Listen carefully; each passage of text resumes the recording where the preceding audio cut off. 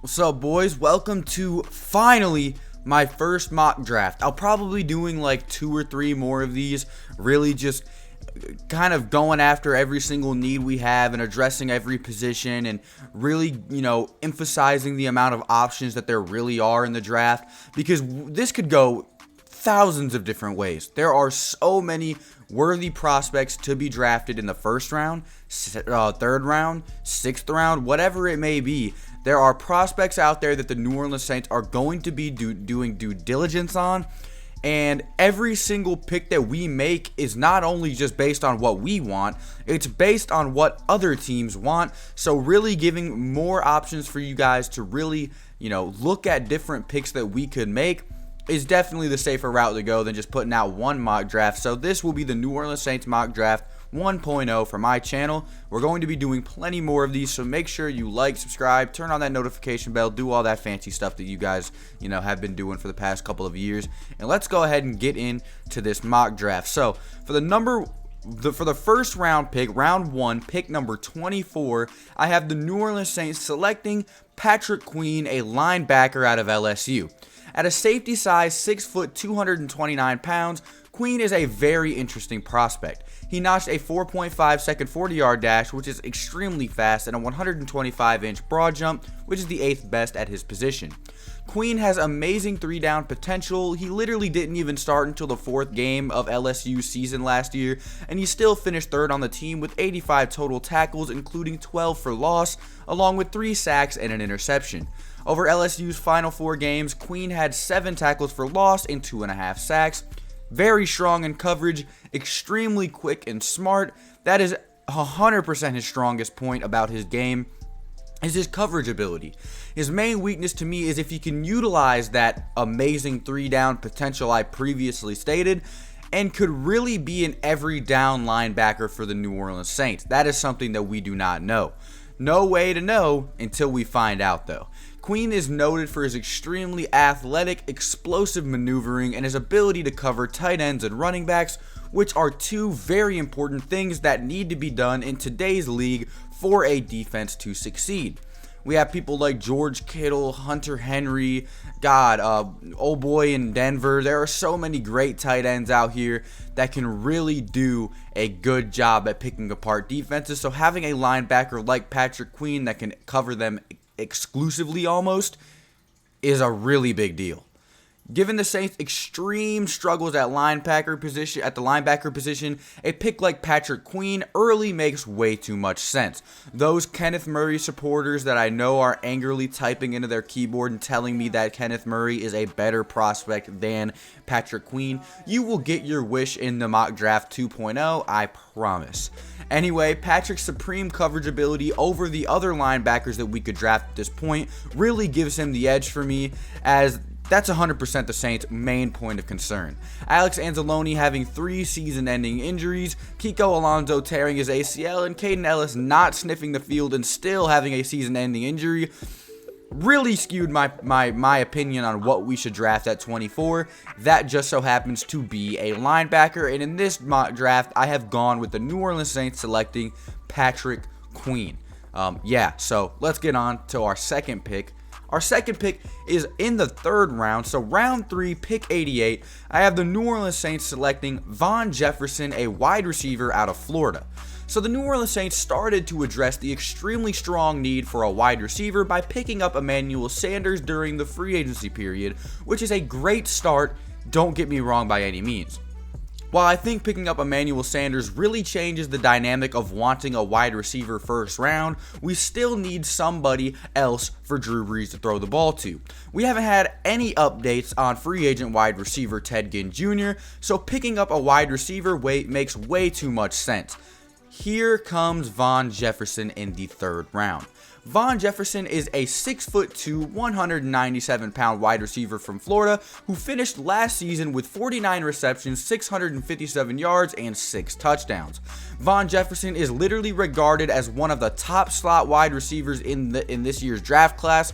Van Jefferson is, like I said, one of the best slot wide receivers in this year's draft class, making him a dime target for New Orleans. Coming out of Florida, I think he will do a great job here.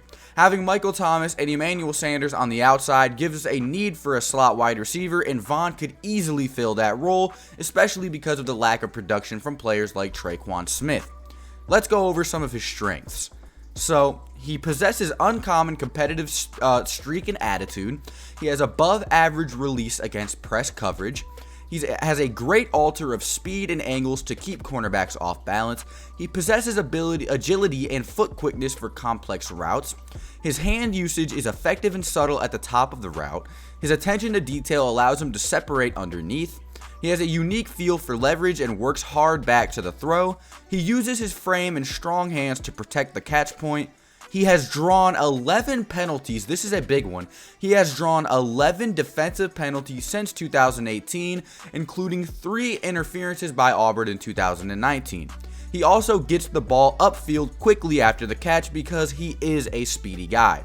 I definitely believe he's someone that the New Orleans Saints should take a look into and possibly draft in the 3rd round. Now, let's get on to pick number 3, which happens to be a round 4 pick number 130, and I have us choosing, wow, get ready for this one, quarterback Jalen Hurts out of Alabama. Now, I know, why would a Heisman mentioned playoff contending QB fall all the way into the 4th round? Experts are actually projected Jalen Hurts as a 3rd to 5th round pick. ESPN and other media outlets hype Jalen Hurts up all season, but speaking to some sources, they feel Hurts struggles to read defenses too often, and he decides to run after reading one route way too commonly. They just think he's not that accurate and isn't a dynamic runner as far as the NFL level goes. They feel Hurts is a tough winner, so you could see a team taking a chance on him in the mid rounds if they really like him and want to work with him as a backup quarterback who might be able to do something like Taysom Hill does down here in New Orleans. But regardless of what experts think, Hurts still put up an amazing 2019 campaign, completing 70% of his passes for 3,851 yards with 32 touchdowns and 8 interceptions. He also amassed 1,298 rushing yards and 20 rushing touchdowns. Wow, a very similar play style and statistic line as Lamar Jackson. He's just a bit bulkier and a bit slower, but could easily flourish in the New Orleans Saints offense. Oh, yeah, and Sean Payton literally said that we will be drafting a quarterback, or we will be picking up a quarterback at some point this offseason, because as it stands now, the only 2 quarterbacks on our roster because of the loss of Teddy Bridgewater are Drew Brees and Taysom Hill. Taysom Hill is forever using a gadget role, so we need somebody to be there just in case Drew or Taysom, God forbid, happens to get hurt. Now let's go ahead into my last 2 picks and the last 2 New Orleans Saints picks of the entire NFL draft, barring any trades, which I will be exploring in future mock drafts, but this is just a stock one. Round 5, pick number 169, I have the New Orleans Saints selecting Troy Pride Jr. from Notre Dame. Troy Pride Jr. is a corner that would not only give us better depth, but it would give us a player who could potentially compete for a starting job in the near future. And during the loss of Eli Apple makes drafting a late round corner make too much sense.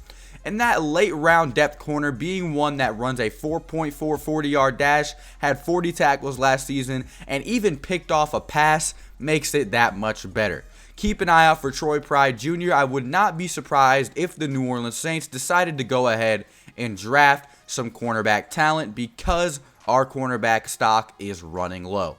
Let's move on to our final pick in the draft, which is round 6, pick number 203. I have us selecting Cameron Clark, a guard/tackle from Charlotte.